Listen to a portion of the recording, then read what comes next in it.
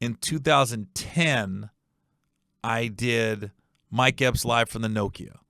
And the backstory on that is Mike had a show in Houston at the not the football stadium, right? They used NRG Theater. Is it the arena or theater? Something like that. Anyways, we had a show at a theater in Houston, and I was opening up for Mike. And right before I was going to go on stage, Mike's manager came up and goes, "Hey, Gary, just do I was supposed to do 2025. He said, run a little bit behind. Just do 15 minutes and then bring Mike right up." I said, cool. Then he came back. He goes, "Hey, we're going to go to intermission, and then you'll go up and then bring Mike up." I said, cool. Then he said, no. Go up, and then we're going to go to intermission. Then Mike's going to go up after intermission. He gave me 3 different scenarios, and every time I looked at him, I go, cool. And then we do the show. Show was great. And then he comes to me afterwards, and we're talking, and he goes, "Man, you don't really care when you go up." I said, "I don't." I said, "I know this was Epps' show, so I was just like, whether I go up first or fourth or whatever, I was like, it doesn't matter." So that show was on Saturday. Monday, I get a call, and they told me, they said, "Hey, Mike's doing something in L.A. next week. We might want to have you on it." I said, "Well, just let me know." So I was supposed to be in Columbia, South Carolina the next week. We get the call Monday. Mike's doing this DVD video thing for Showtime called Live from the Nokia. And they said, "Mike wants you on it." I was like, okay. They were filming Saturday. So I said, all right. The offer, I'll never forget, was $2,500 all in. I had to get to L.A. I had to get my hotel.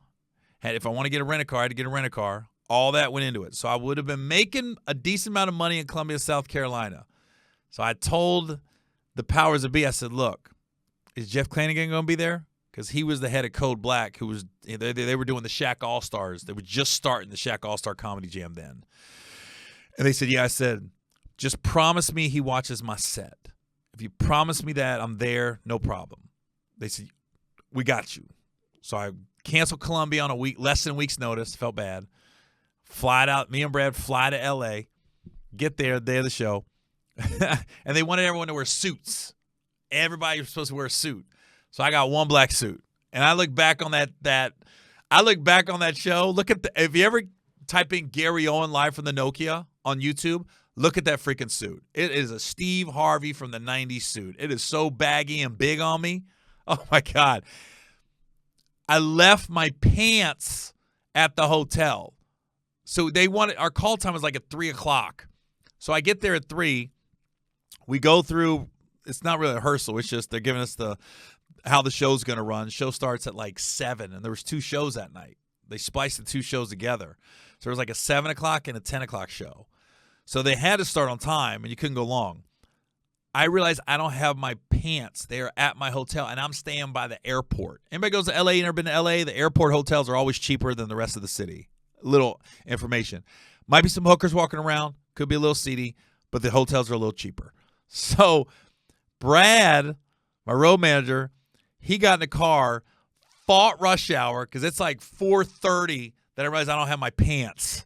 So he drives back to the hotel in rush hour. We're filming this downtown L.A. He gets back at 6:30, and we got to steam him. And luckily I went last, so I didn't go on to 9 o'clock. But I remember just sitting there I hope he gets those pants, because I would have been going up in sweatpants. Or I think I had shorts on, actually, and flip-flops.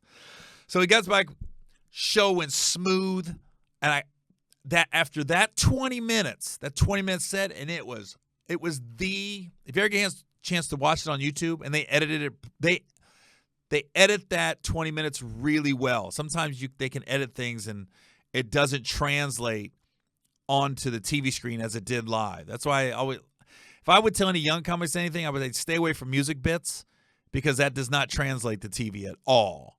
And you can't put it on YouTube either. You're not getting the music bits never translate. So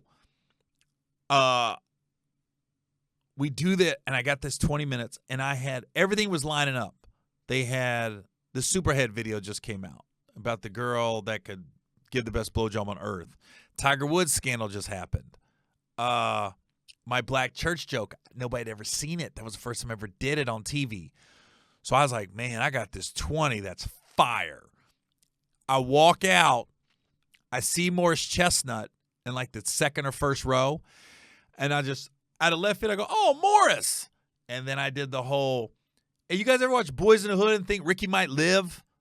And then I acted out the scene. I said, you be rooting for him. They said, you'd be like, put the Twinkie down, man. Pay attention. Get off the lottery ticket. They're trying to kill you, Morris. I said, you'd be so upset when he dies. And they go, but every time you watch Boys in the Hood, you think Morris Chestnut might live. Every time. I go, and then I imitated Cuba Gooding doing the whole hitting.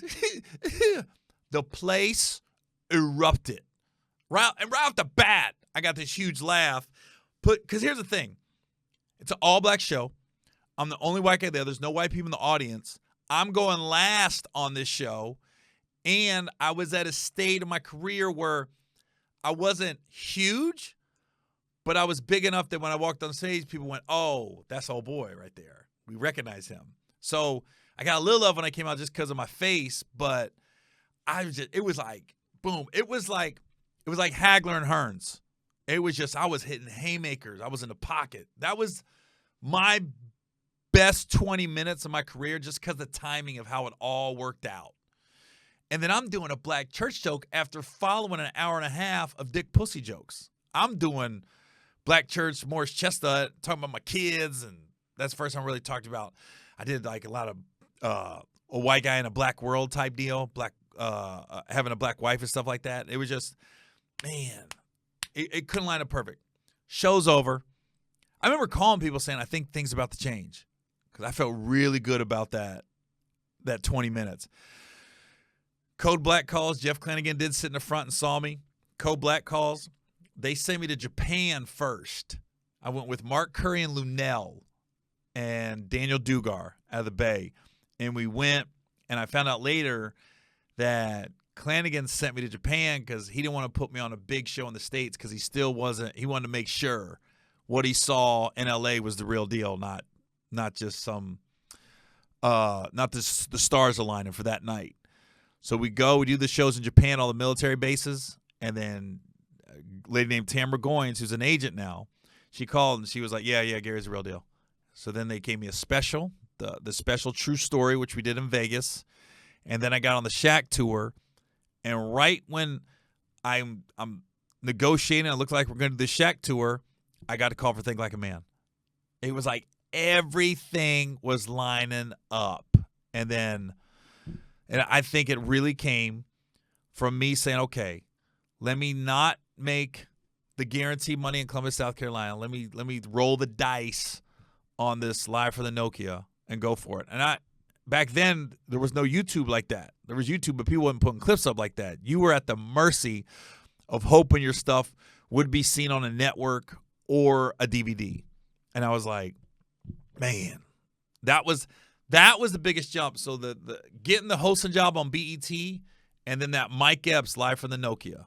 That was the two big jumps for me. And then, man, 12, 13, 14, that whole couple years, because I end up hosting one of the Shaq All-Star Comedy Jams. And then I was on the Shaq tour for a couple years. And then it was like Think Like a Man, Ride Along, Think Like a Man 2. Boom, boom, boom, boom, all came out. And with them coming out, got me on more talk shows, got me in the right circles of people, and everything just kind of went pew.